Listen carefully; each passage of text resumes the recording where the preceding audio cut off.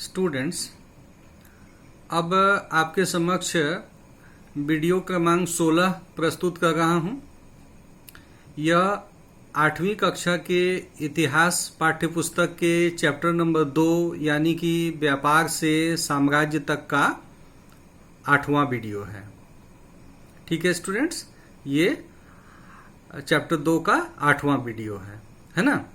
Chapter 2 की जो शुरुआत है वो वीडियो क्रमांक 9 से शुरू हुई है। ठीक है स्टूडेंट्स, और जैसा कि आप स्क्रीन पे देख रहे हैं, चैप्टर का नाम है व्यापार से साम्राज्य तक, है ना। और इसमें इस पाठ के जिस अंश का हम अध्ययन करेंगे वो है एंग्लो मैसूर वार, है ना। और ये भी बता दूं कि एंग्लो मैसूर वार, जिसको हम लोग हिंदी में कहेंगे आंग्ल मैसूर युद्ध, उसका ये पार्ट 2 है ना, पार्ट 2 है। तो पार्ट 1 जो है वो आपका वीडियो क्रमांक 15 में उपलब्ध है, जिसमें कि हमने मैसूर के बारे में और मैसूर के पड़ोसी राज्यों के बारे में आपको सविस्तार बता दिया है। ठीक है स्टूडेंट्स, तो आज हम कोशिश करेंगे कि आंग्ल मैसूर युद्ध जो है वो क्यों हुआ था और इसमें किसकी किसकी क्या भूमिका थी, ये सारी बातें आज हम लोग समझ लेंगे। ठीक है स्टूडेंट्स। तो स्टूडेंट्स, एक बार मैं पुनः कोशिश करता हूं आप लोगों को ये बताने का कि भारत के नक्शे में जो मैसूर राज्य जो है, मैसूर जो किंगडम है, वो किस स्थान पे था। ठीक है, तो देखिए मैं कोशिश करता हूँ ये नक्शा आपको ड्रॉ करने का भारत का, है ना। तो जैसा कि हम लोग जानते हैं कि नक्शे में उत्तर कहाँ होता है, ऊपर की ओर होता है ना, और नीचे जो है दक्षिण होता है ना। और पूरब जो है वो होता है राइट हैंड साइड में, है ना, और लेफ्ट हैंड साइड में होता है पश्चिम। ठीक है, तो यदि हम भारत का नक्शा ड्रॉ करना चाहें तो भारत का नक्शा करीब करीब इस तरह से ड्रॉ होगा, है ना। ये जो आप उत्तर में जो आप देख रहे हैं, ये जो है हमारा ये जम्मू कश्मीर वाला इलाका है। ठीक है, करीब करीब ऐसा ही है ना स्टूडेंट्स। देखिए ये जो अभी मैं पश्चिम की ओर हूं, ये जो है आपका राजस्थान वाला क्षेत्र है ना। ये जो कि हमारा पाकिस्तान का बॉर्डर भी है अभी के हिसाब से। और ये जो है हमारा, देखिए यहाँ पे है गुजरात। ठीक है, इस तरह से, और इस तरह से हम लोग इस दक्षिण की ओर चले जाते हैं, सीधे महाराष्ट्र होते हुए, कर्नाटक होते हुए केरल की ओर, इस तरह से, है ना। और स्टूडेंट्स यहाँ पे जैसा कि आप जानते हैं नेपाल है ना, जो कि भारत के साथ उसका बॉर्डर बनता है। यहाँ देखिए इस जगह पे सिक्किम है, यहाँ पे भूटान है, और इस तरह से इधर हो गया आपको अरुणाचल प्रदेश, है ना। और इधर है आपको मणिपुर, नागालैंड, मिजोरम, और स्टूडेंट्स यहाँ पे त्रिपुरा, है ना। ये यहाँ पे बांग्लादेश के साथ हम अपना बॉर्डर शेयर करते हैं स्टूडेंट्स। ये पश्चिम बंगाल, और उसके बाद देखिए यहाँ पे उड़ीसा, है ना। उड़ीसा के बाद हम लोग इस तरफ आएंगे तो यहाँ पे आंध्र प्रदेश। ठीक है स्टूडेंट्स, आंध्र प्रदेश के बाद यहाँ पे पौंडीचेरी, और उसके बाद इधर हो गया आपको, क्या हो गया, कर्नाटक, ये सॉरी ये हो गया आपको तमिलनाडु, है ना। इस तरह से जो है भारत का नक्शा बनता है। ठीक है स्टूडेंट्स, तो इसमें आपको मैं बता दूं कि आपका जो मैसूर राज्य है वो कहाँ पे है ना। तो मैसूर राज्य जो है, देखिए मैसूर राज्य के बारे में जब मैं आपको बता रहा हूं तो एक बात याद रखिएगा कि आज के हिसाब से जो मैसूर सिटी है उसको आप मैसूर किंगडम या मैसूर राज्य नहीं समझेंगे, है ना।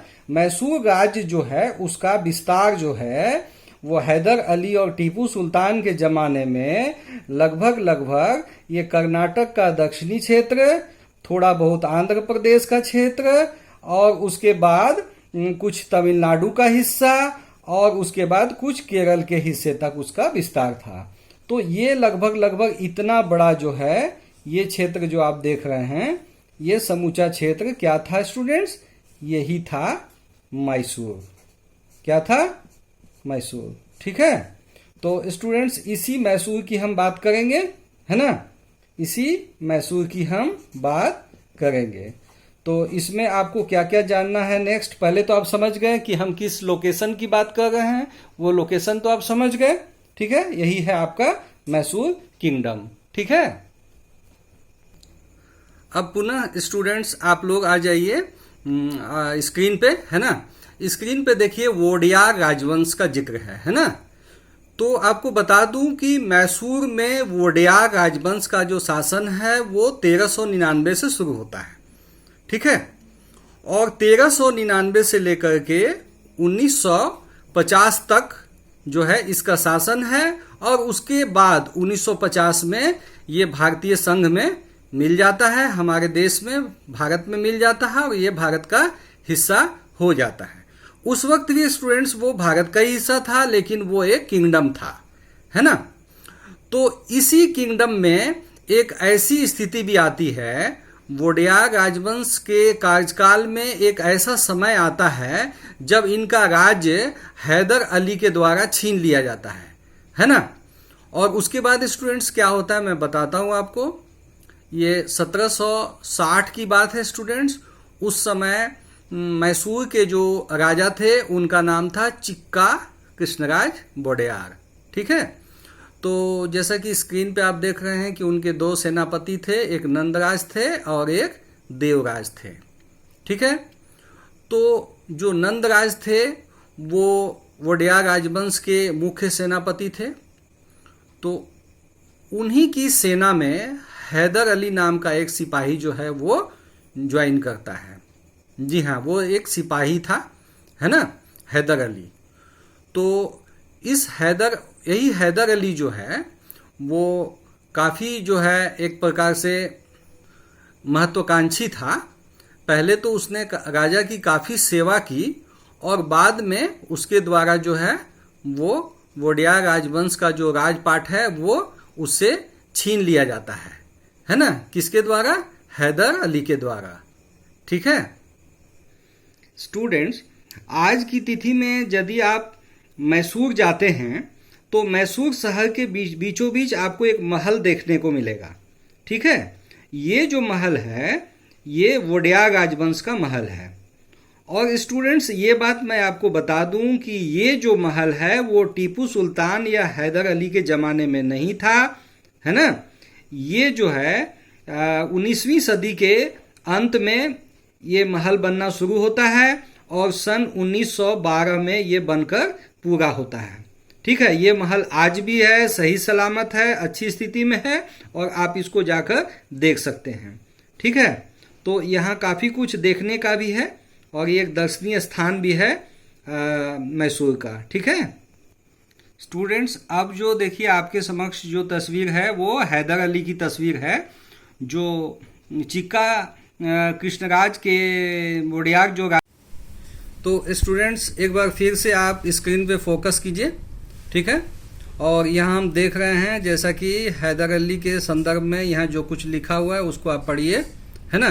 तो हैदर अली जो हैं वो कौन है?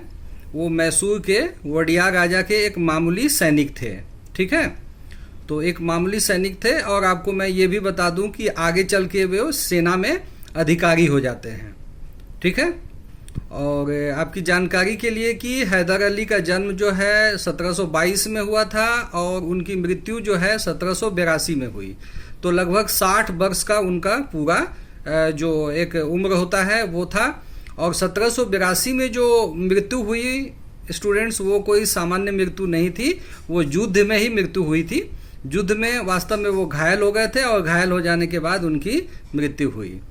ठीक है, तो ठीक है स्टूडेंट्स, और एक बात और बता दूं कि 1760 में उन्होंने वोडियार राजवंश के राजाओं से मैसूर का राज छीन लिया था। तो 1760 से लेके 1782 तक, यानी लगभग 22 साल का जो है समय, वो हैदर अली शासक के रूप में थे। और स्टूडेंट्स वहाँ पे आप स्क्रीन पे देखिए डिफैक्टो रूलर है, मतलब एक वास्तविक राजा। तो कहने को तो वोडियार राजवंश के राजा भी उस वक्त थे, लेकिन वास्तविक सत्ता जो है वो हैदर अली के हाथों में थी। और स्टूडेंट्स ये भी जानिए कि इसी हैदर अली के जो पुत्र हैं वो टीपू सुल्तान थे। ठीक है स्टूडेंट्स, तो यहाँ तक तो आप समझ गए। तो स्टूडेंट्स जहाँ तक हम लोगों को आंग्ल मैसूर युद्ध के बारे में समझना है, तो आंग्ल मैसूर युद्ध के संदर्भ में हम लोग अब तक जो बातें जाने हैं जरा सा उसको हम लोग फिर से एक बार रिपीट कर लें कि हम लोग अब तक ये जान चुके हैं कि मैसूर का राज्य कहाँ पे था और मैसूर राज्य के पड़ोसी राज्य कौन कौन थे। तो पड़ोसी राज्य में थे पेशवा का राज्य जो कि मराठों का राज्य था, है ना। तो जैसा कि पेशवा जो मराठा हुआ करते थे तो उनके संदर्भ में मैं बता दूं कि बहुत सारे पेशवा हुए हैं, जैसे कि बालाजी विश्वनाथ, बाजीराव, नाना साहेब, सवाई माधवराव, ये सब नाम आता है पेशवा में, है ना। उसके बाद जो निकट का उनका पड़ोसी एक और राज्य जो हैदराबाद का निजाम के बारे में भी चर्चा मैं आपको कर चुका हूं। और जो एक मुख्य पड़ोसी जो कि मद्रास में बैठे हुए थे, मद्रास प्रेसिडेंसी में बैठे हुए थे, वे लोग थे आपका अंग्रेज, है ना।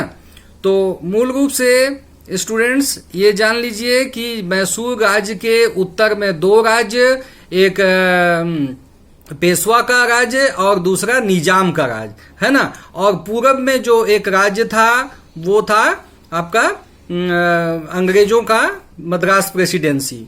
और सुदूर दक्षिण में बच्चों, सुदूर दक्षिण में यानी कि केरल वाले क्षेत्र में जो त्रावणकोर के राजा का शासन था। तो यही करीब करीब उस समय का जो राजनीतिक स्थिति वहां पे बन रही थी। ठीक है। और स्टूडेंट्स आपको मैं बता दूं कि उस समय एक और परिस्थिति उत्पन्न हुई थी, एक और विदेशी शक्ति वहां पे कार्यशील थी और वे थे फ्रेंच लोग थे। कौन थे? फ्रेंच, हाँ फ्रांसीसी लोग थे, है ना, फ्रांस के रहने वाले, वही फ्रांस जिसकी राजधानी पेरिस है। ठीक है। तो फ्रेंच कॉलोनी कहां कहां पे थी उसके बारे में थोड़ा सा आप लोगों को मैं बता देना चाहता हूं। ठीक है स्टूडेंट्स। तो स्टूडेंट्स देखिए ये भारत का नक्शा है। ठीक है। तो भारत के नक्शे में या किसी भी नक्शे में स्टूडेंट्स जो उत्तर का जो भाग होता है वो ऊपर होता है ना, ये नॉर्थ होता है ना, ये नॉर्थ होता है यानी कि उत्तर, है ना। और जो नीचे का भाग होता है वो होता है दक्षिण होता है। क्या होता है? दक्षिण।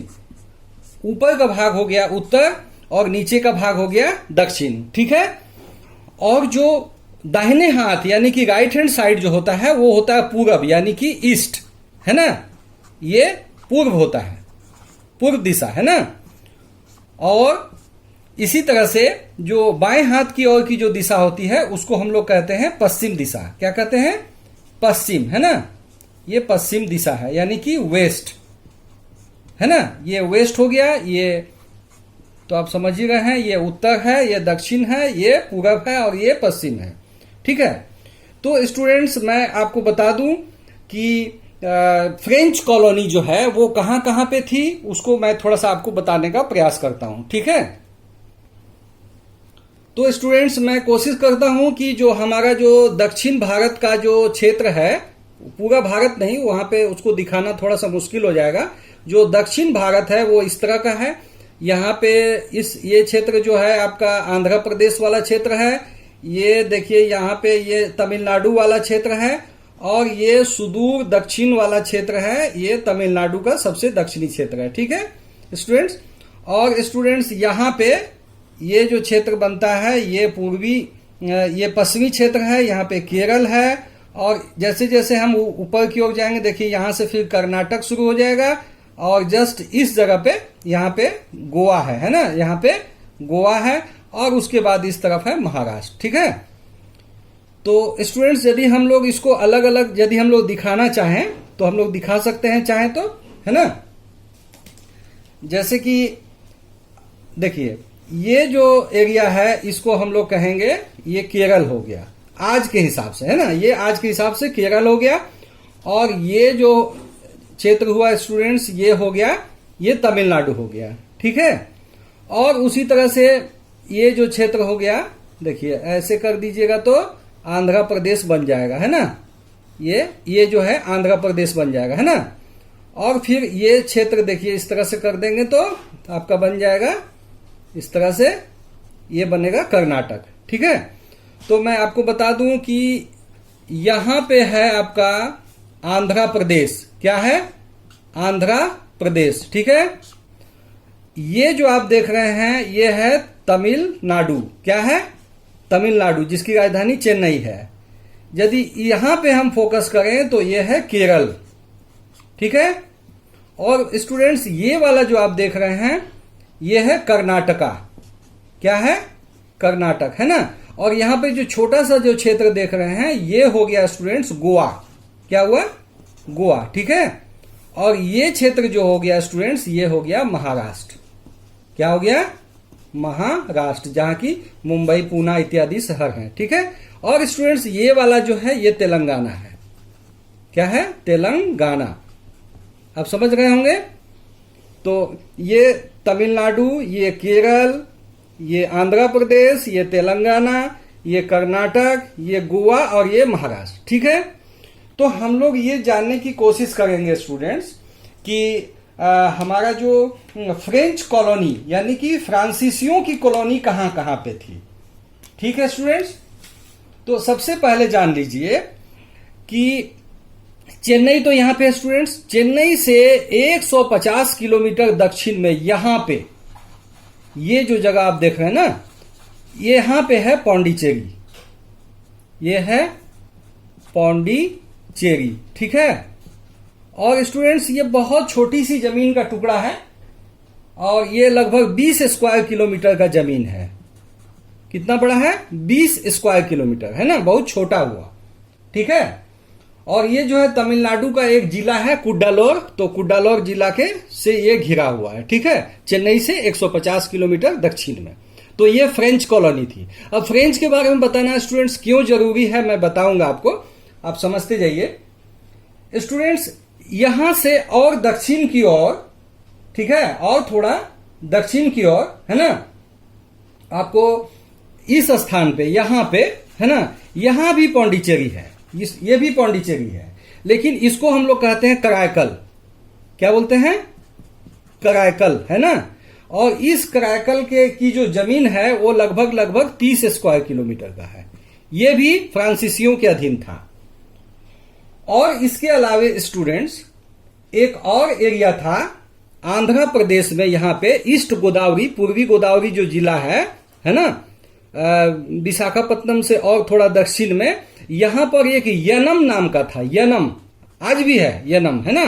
तो ये फ्रेंच कॉलोनी थी। फ्रेंच कॉलोनी आज पौंडीचेरी का हिस्सा है। और स्टूडेंट्स और एक बहुत ही महत्वपूर्ण जगह केरल में, आपको इस जगह पे, यहां पे, है ना, और ये बताना मैं भूल गया, यनम का जो एरिया है लगभग 30 स्क्वायर किलोमीटर का है। कितना है? 30 है। ठीक है, उसके बाद केरल में स्टूडेंट्स, ये मतलब कि अरब सागर वाले क्षेत्र में, है ना, यहां पे एक जगह है माहे। अब माहे को आप लोग ठीक से समझ लीजिए। ये जो माहे है, मेन इसी के कारण झगड़ा हुआ था हैदर अली के बीच में और अंग्रेजों के बीच में। ये एक बड़ा युद्ध हुआ था, पोर्टोनोवा का युद्ध, है ना। तो ये जो माहे है, ये जो मात्र 9 किलोमीटर का स्क्वायर किलोमीटर का ये एरिया है, बहुत छोटा सा एरिया है माहे, लेकिन ये बहुत इंपॉर्टेंट था फ्रांसीसियों के लिए। ठीक है स्टूडेंट्स, वैसे तो मैं आपको बता दूं कि यदि आप बंगाल की बात कीजिएगा तो बंगाल में भी एक जगह है जो कि फ्रांसीसियों की कॉलोनी थी। स्टूडेंट्स फिर देखिए, ये भारत का नक्शा आपके समक्ष है ना। तो इस भारत के नक्शे में बंगाल स्टूडेंट्स यहां पे है, बंगाल में इस स्थान पे, है ना, यहां पे। ठीक है, यहां पे फ्रांसीसियों की एक कॉलोनी थी, उसका नाम चंदन नगर था। क्या था? चंदन नगर, है ना। तो आजादी के बाद स्टूडेंट सन 1954 ईस्वी में इसको पश्चिम बंगाल में मिला दिया गया। कहां मिला दिया गया? पश्चिम बंगाल में। और यदि हम लोग देखें तो यदि पश्चिम बंगाल में इसको नहीं मिलाया जाता तो बाकी के जैसे कि यानम है ना, या पौंडीचेरी है, या कराईकल है, या माहे है, तो इन क्षेत्रों की तरह चंदन नगर को भी पौंडीचेरी में होना चाहिए था, लेकिन ऐसा नहीं हुआ। चंदन नगर को पश्चिम बंगाल में मिलाया गया। ठीक है स्टूडेंट्स। स्टूडेंट्स फिर से आप स्क्रीन पे आ जाइए। ठीक है, यहां देखिए प्रथम आंग्ल मैसूर युद्ध। तो अब तक की स्थिति को आप समझ चुके हैं। कई शक्तियां एक साथ काम कर रही है, पेशवा, मैसूर, निजाम, अंग्रेज, फ्रेंच, है ना। तो इन परिस्थितियों में प्रथम आंग्ल मैसूर युद्ध होता है 1767 से लेकर 1769 तक में, है ना। तो स्टूडेंट्स मैं बता दूं कि इस युद्ध में मराठों ने हैदर अली का साथ दिया, यानी कि उत्तर का एक पड़ोसी मराठे जो थे उन्होंने हैदर अली का साथ दिया। चलिए, बहुत अच्छी बात है। और उसके बाद है कि हैदराबाद के निजाम ने अंग्रेजों का साथ नहीं दिया। ठीक है, साथ नहीं दिया। तो इसका मतलब ये हुआ कि किसी न किसी रूप में अंग्रेज यहां कमजोर साबित हुए, और कमजोर साबित होने के चलते इस प्रथम एंग्लो मैसूर वार में अंग्रेजों की हार हो गई, यानी कि मैसूर जीत गया, है ना। तो स्टूडेंट्स मैं बता दूं कि इसके बाद जो है मद्रास की संधि होती है ना। इसके बाद मद्रास की संधि होती है, और मद्रास की संधि में क्या होता है वो मैं आपको बताता हूं। ठीक है स्टूडेंट्स, देखिए मद्रास की संधि, है ना, ट्रीटी ऑफ मद्रास। तो ट्रीटी ऑफ मद्रास जो है 4 अप्रैल 1769 को होता है। मैं आपको बता दूं कि लगभग 2-2.5 साल का यह युद्ध था, 1767 से लेकर 1769 तक। तो 1769 में जब युद्ध की समाप्ति होती है तो एक शांति समझौता होता है, किसके किसके बीच, मैसूर के राजा यानी हैदर अली और आपके अंग्रेज के बीच, है ना।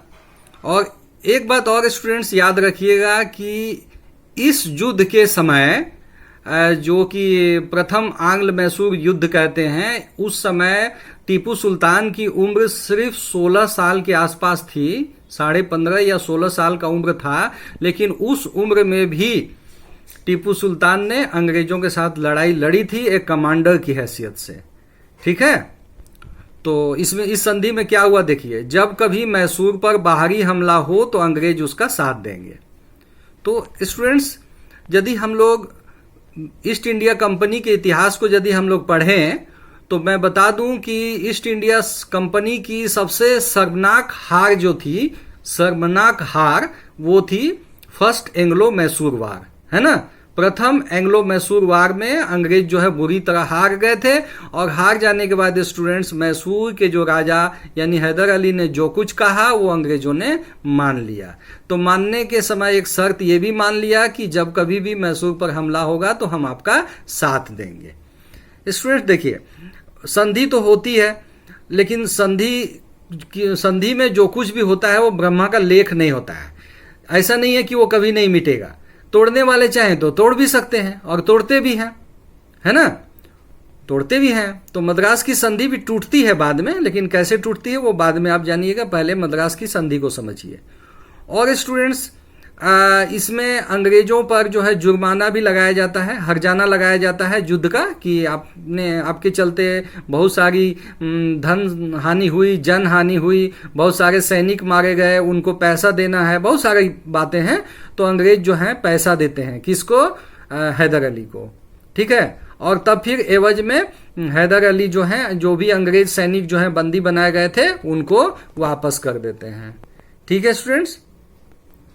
स्टूडेंट्स मैं आपको बता दूं कि जब तक आप इतिहास को इतिहास समझ कर पढ़ते रहेंगे तब तक आपको ये कठिन लगेगा। जब आप इतिहास को अपने वर्तमान परिवेश के साथ आप जोड़ने का प्रयास करेंगे तो आपको आसान लगेगा। स्टूडेंट्स, क्या आपके घरों में झगड़े नहीं होते हैं ना। गांव में झगड़े होते हैं या नहीं होते हैं? होते हैं, निश्चित रूप से होते हैं। जमीन के लिए झगड़े होते हैं, और फसल के लिए झगड़े होते हैं, किसी बात को पसंद नापसंद करने के चलते झगड़े होते हैं। बहुत सारे कारण हैं जो झगड़े का कारण होता है। तो स्टूडेंट्स मैं आपको बता दूं कि कोई भी झगड़ा होता है तो उस झगड़े में ऐसा नहीं होता है कि दो लोग आपस में उलझ जाते हैं तो उसके आगे पीछे और कोई नहीं होता है।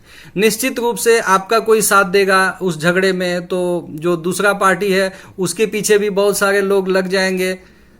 बहुत कम ही मामले में ऐसा होता है कि कुछ लोग न्यूट्रल भी रह जाते हैं और वो लोग किसी का साथ नहीं देते हैं। तो आंग्ल मैसूर युद्ध जब भी कभी मैं आपको मतलब बताऊंगा या बता रहा हूं, तो इसमें स्टूडेंट्स मुख्य भूमिका हो जाती है पड़ोसियों की, और पड़ोसियों की भूमिका को आपको बार बार समझना पड़ेगा, है ना। तो किसी भी झगड़ा में जो पड़ोसियों की जो भूमिका होती है वो बहुत महत्वपूर्ण होती है। यदि सारे के सारे पड़ोसी जैसे मराठा, जैसे कि निजाम, है ना, ये सारे जो हैं बराबर साथ देते हैदर अली का, तो क्या मजाल थी अंग्रेजों की कि वो मैसूर को हरा देते। तो नहीं हराते ना, ऐसा नहीं होता, है ना। जैसे आप गांव में जिस स्थान पे रहते हैं, यदि सारे आपके पड़ोसी आपका साथ दे दें, तो कोई बाहर का आदमी आके आपको मार कर चला जाएगा क्या? आपको हानि पहुंचा देगा? ऐसा मजाल है किसी का? नहीं है ना। तो वही बात आप समझिए कि कहीं ना कहीं पड़ोसी जो है, वो पड़ोसी आपका घर का पड़ोसी हो या पड़ोसी राजा हो, उसकी भूमिका बहुत महत्वपूर्ण होती है। तो चलिए स्टूडेंट्स, अब देखिए मराठों का मैसूर पर हमला। ये कब होता है स्टूडेंट? 1770 में होता है, 1770 में। अब देखिए 1769 में तो मद्रास की संधि हुई, 4 अप्रैल 1769 को मद्रास की संधि हुई। उसके ठीक 1 साल भी बीता कि नहीं बीता और मराठों ने इस बार मैसूर पर हमला कर दिया। तो मद्रास की संधि के अनुसार होना क्या चाहिए था स्टूडेंट्स? होना ये चाहिए था कि अंग्रेजों को यहां साथ देना चाहिए था, लेकिन अंग्रेजों ने साथ नहीं दिया, और साथ नहीं देने के कारण जो है कहीं ना कहीं यहां पे हैदर अली के मन में एक ऐसी भावना पनपी अंग्रेजों के प्रति कि ये अंग्रेज जो हैं सिर्फ अपने मतलब से मतलब रखने वाले हैं, ये किसी समझौते को नहीं मानते, ये कोई शांति समझौता, ये कोई ट्रीटी को मानने वाले लोग नहीं हैं, है ना। तो स्टूडेंट्स, मैं आपको बता दूं कि यही जो घटना है मराठों का मैसूर पर हमला, यही हमला जो है वो द्वितीय एंग्लो मैसूर वार का कारण बनता है। ठीक है। तो स्टूडेंट्स, अभी अभी जैसा कि मैंने आपको बताया पौंडीचेरी के बारे में, और पौंडीचेरी में भी एक विशेष स्थान आपको माहे के बारे में जो हमने बताया कि माहे जो है वो समुद्र के किनारे, अरब सागर में समुद्र के किनारे केरल राज्य में पड़ेगा वो क्षेत्र, ठीक समुद्र के किनारे। वो फ्रांसीसियों की एक कॉलोनी थी, ठीक है ना। तो उसी फ्रांसीसियों की कॉलोनी पर अंग्रेज जो है हमला कर देते हैं, है ना। वहां फ्रांसीसियों की फैक्ट्री थी और उस फैक्ट्री पर वो लोग हमला कर देते हैं और जीत जाते हैं उसको, ठीक है। और आपको मैं पहले ही बता चुका हूं कि मैसूर के राजा जो हैदर अली थे उस वक्त के, वे जो है फ्रांसीसियों के साथी थे। तो इसका परिणाम ये हुआ है स्टूडेंट्स कि हैदर अली के तरफ से भी हमला होता है अंग्रेजों पर, और ये हमला कब होता है? 1780 में होता है ना। और आपको बता दूं कि जिस समय 1780 से 1784 के बीच जब ये युद्ध हुआ था, उस समय ब्रिटिश ईस्ट इंडिया कंपनी के जो गवर्नर जनरल थे वे वारेन हेस्टिंग्स थे, है ना। तो जो आप सूची निकाल के देख सकते हैं कि 80 से 84 के बीच, 1780 से 1784 के बीच कौन थे। और स्टूडेंट्स, मैं यहां आपको ये बता दूं कि इसमें हैदर अली से भी गलती होती है ना। वो मराठों को या निजाम को अपने पक्ष में नहीं कर पाते हैं, और नहीं कर पाने के कारण यहाँ पे हैदर अली की हार होती है। स्टूडेंट्स, यहाँ पे एक पोर्टानोवा का युद्ध होता है। उस युद्ध में 1782 में हैदर अली जो है बुरी तरह से घायल हो जाते हैं और उनकी मृत्यु भी हो जाती है, ठीक है। तो इस मृत्यु तो हो जाती है 1782 में ही, और 1782 में उसी वक्त जो है टीपू सुल्तान अब मैसूर के शासक बनते हैं, और 1784 में इस युद्ध के समाप्त होने के पश्चात मैंगलोर में, है ना, मैंगलोर शहर आज भी है स्टूडेंट्स, बैंगलोर की बात नहीं कर रहा हूं स्टूडेंट्स, मैं मैंगलोर की बात कर रहा हूं। मैंगलोर एक पोर्ट है ना, जो कि कर्नाटक राज्य में अरब सागर के तट पर स्थित है, ठीक है। ये जिस माहे की मैं बात कर रहा हूं, माहे, उससे लगभग 200 किलोमीटर उत्तर में है ये स्थान, है ना। ये कर्नाटक राज्य में है, समुद्र के तट पर, ठीक है। तो वहां पे एक संधि होती है। अब उस संधि में क्या होता है वो मैं बताता हूं स्टूडेंट्स। हाँ देखिएगा, द्वितीय आंग्ल मैसूर युद्ध में अंग्रेजों ने मराठों और हैदराबाद के निजाम को अपने साथ मिला लिया था। ठीक है, तो आपके पड़ोसियों को यदि कोई मिला लेगा तो आप युद्ध क्या जीत जाएंगे? नहीं ना जीतेंगे। तो वही बात हुआ, यह युद्ध लगभग बराबरी का युद्ध था। युद्ध के पश्चात संधि के उपरांत अंग्रेजों को टीपू पर विश्वास नहीं था। हालांकि अगले 5 वर्षों तक कोई युद्ध नहीं हुआ, है ना। अगले 5 साल तक फिर कोई युद्ध नहीं होता है। ठीक है स्टूडेंट्स, अब आप स्क्रीन पे देखिए third Anglo Mysore war 1789 to 92, 1789 से 1792, है ना। स्टूडेंट्स, मैं आपको बता दूं कि हैदर अली से कहीं अधिक शक्तिशाली और कहीं बहुत बड़े योद्धा थे टीपू सुल्तान। टीपू सुल्तान हार मानने वाले लोगों में से नहीं थे, है ना। तो जिस वक्त ये लड़ाई हुई उस समय मैसूर के शासक थे Tipu Sultan, commander in chief थे टीपू सुल्तान, है ना। और दूसरी ओर ईस्ट इंडिया कंपनी की ओर से उस समय गवर्नर जनरल थे लॉर्ड कॉर्नवालिस, है ना। तो मैं बता दूं कि इस युद्ध में जो है टीपू सुल्तान की ओर से आक्रमण होता है अंग्रेजों पर, है ना। तो इसके पहले, आक्रमण करने से पहले टीपू जो है वो तुर्की यानी कि कुस्तुनतुनिया जो है उससे और फ्रांस से भी सहयोग लेने का प्रयास करते हैं।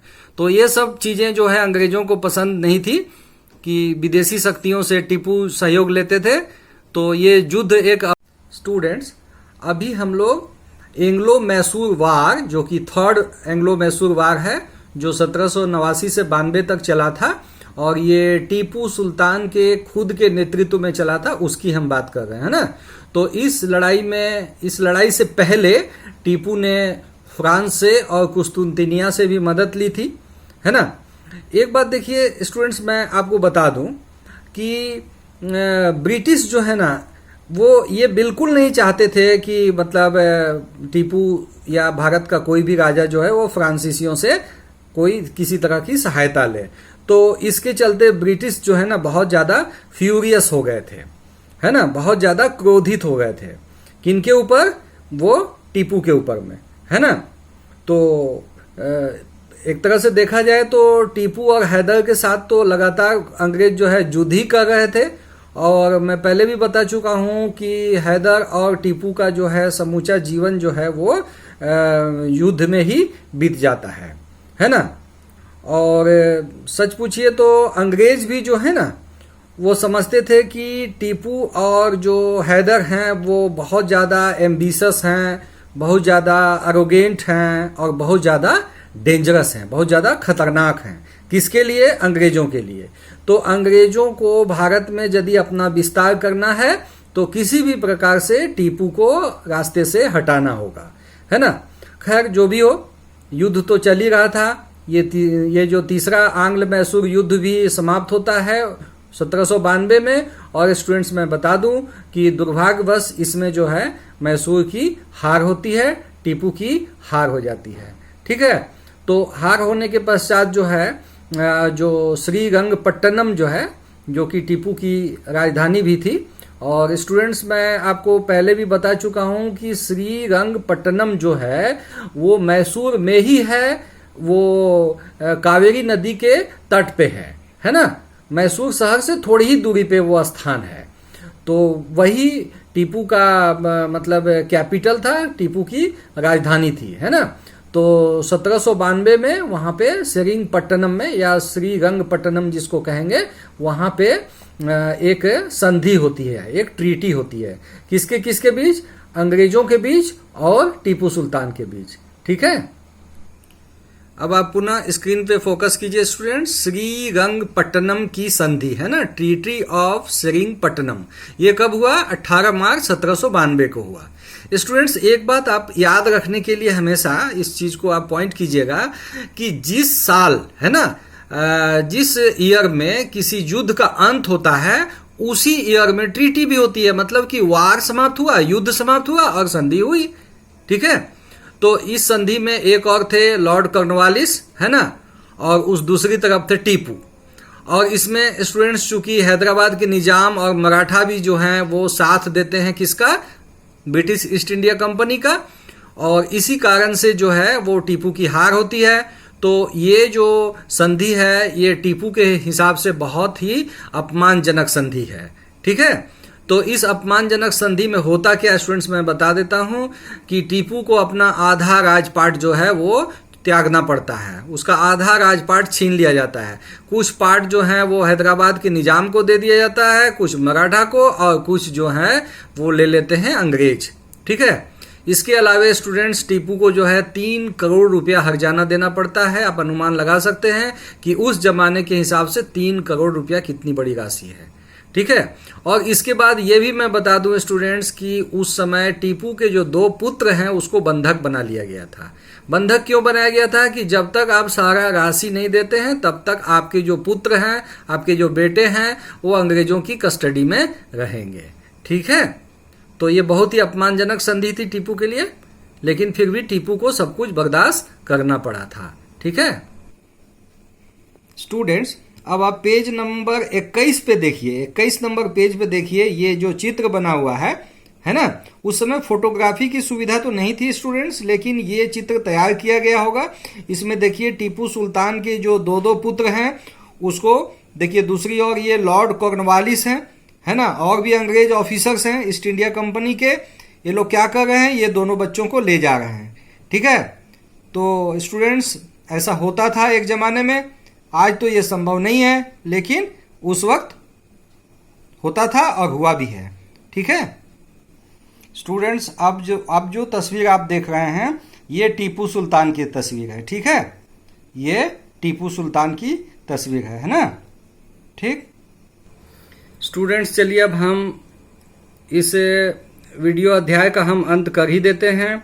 देखिए अब है आपके सामने 4th एंग्लो मैसूर वार जो 1799 में होता है। ये साल आपको याद करने में दिक्कत नहीं होना चाहिए। और स्टूडेंट्स आपको बता दूं कि हम लोग सब्सिडियरी अलायंस पढ़ चुके हैं जो कि लॉर्ड वेलेजली लाए थे, है ना। तो 1799 में जो चौथा एंग्लो मैसूर युद्ध होता है उस समय भारत के गवर्नर जनरल अंग्रेजों के ईस्ट इंडिया कंपनी के लॉर्ड वेलेजली होते हैं, है ना। तो इस युद्ध में स्टूडेंट्स टीपू सुल्तान की मृत्यु हो जाती है और युद्ध का कारण तो बस वही था कि सहायक संधि को इन्होंने नहीं माना था, सब्सिडियरी अलायंस को नहीं माना था। परिणाम होता है युद्ध और इस युद्ध में टीपू सुल्तान मारे जाते हैं। और आप लोग को यह भी जानने की इच्छा होगी कि युद्ध में मारे जाने के बाद मैसूर का क्या होता है। तो स्टूडेंट्स मैं बता दूं कि हैदर अली ने जिन राजाओं से मैसूर के राज्य को छीना था, यानी कि वोडियार वंश के जो राजाओं से छीना था, तो उसी वंश के एक बालक को, बहुत छोटा बच्चा था वो, तो उसको मैसूर का शासक घोषित कर दिया जाता है और सहायक संधि जो है वो थोप दी जाती है। ठीक है स्टूडेंट्स ये देखिए कुछ युद्ध के दृश्य हैं, है ना। सेरिंगपट्टनम की जो लड़ाई थी, है ना, जिसमें अंग्रेज जो है जीत जाते हैं और टीपू सुल्तान की हार होती है। इसमें देखिए ये जो रेड कलर में जो लाल वर्दी में जो दिखाई दे रहे हैं ये सारे के सारे ईस्ट इंडिया कंपनी के सिपाही हैं। ठीक है स्टूडेंट्स, ये भी एक दृश्य है युद्ध का, है ना, इसको आप देख सकते हैं, है ना।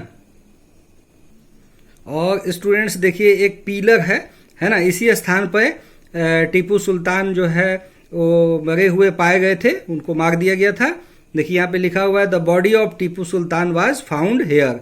ये कौन सा जगह है, ये सेरिंगपट्टनम यानी कि श्रीरंगपट्टनम है ना। ये कहाँ पे है, ये मैसूर शहर जो अभी है उससे थोड़ी ही दूरी पे है। ठीक है, तो स्टूडेंट्स अब हम वीडियो सीरियल 16 को समाप्त करते हैं यहीं पे, है ना। और एक और लीजेंड, एक और महत्वपूर्ण बात है टीपू के संदर्भ में, वो भी मैं आपको बता दूं कि टीपू को जो है टाइगर ऑफ मैसूर क्यों कहा जाता है, मैसूर का टाइगर क्यों कहा जाता है। तो इसके पीछे एक कहानी है, अब वो कितना सच है या नहीं है, लेकिन वो मैसूर में तो ये कहा जाता है कि एक बार जो है टीपू सुल्तान एक फ्रेंच ऑफिसर के साथ जंगल में गए हुए थे। वहां पे एक शेर का हमला हो जाता है, बाघ का हमला हो जाता है और टीपू सुल्तान जो है उनका जो राइफल गिर जाता है उनके हाथ से और वो एक डैगर, एक ये मतलब एक क्या कहा जाए, मतलब छुरी के समान एक डैगर होता है ना, उस डैगर से वो उस शेर को, उस बाघ को मार डालते हैं, है ना। उसी समय से उनको कहा जाता है टाइगर ऑफ मैसूर। तो एक लंबी कहानी, एक लंबा इतिहास आप लोगों को मैंने बताया, चारों युद्धों के बारे में बता दिया, और मुझे ये अनुमान है कि निश्चित रूप से आप लोग इन बातों को समझे होंगे। और यदि आपको एक बार में वीडियो पूरी तरह से नहीं समझ में आएगा तो कोशिश कीजिएगा एक आध बार और देख लेने का, ताकि आपका जो नॉलेज है वो एकदम परफेक्ट हो जाए। और परीक्षा में यदि टीपू सुल्तान या हैदर अली या वोडिया राजवंश या मैसूर के संदर्भ में कोई भी सवाल पूछा जाए तो आप उसका जवाब देने सकें, है ना। तो 4 युद्ध हुए, 1767 से 69, 1780 से 84, 1790 से 92, और लास्ट होता है 1799 में। ठीक है स्टूडेंट्स, एक बात और मैं साथ में जोड़ देता हूं कि अंग्रेजों को भारत से निकाल बाहर करने के लिए यदि किसी ने सबसे ज्यादा संघर्ष किया हो तो वह थे टीपू सुल्तान। तो ऐसा कोई संघर्ष की कहानी हम लोग किसी भी राजे महाराजे, किसी भी क्षेत्र में हम लोग नहीं देख पाते हैं जैसा कि टीपू सुल्तान ने झेला और उनके पिता हैदर अली ने झेला, है ना। तो इन बातों को स्टूडेंट्स याद रखना है। ठीक है स्टूडेंट्स, आप इस वीडियो को देखने का प्रयास कीजिए, बढ़िया से समझिए, है ना, और अगले वीडियो का आप इंतजार कीजिए। ठीक है, धन्यवाद, जय हिंद।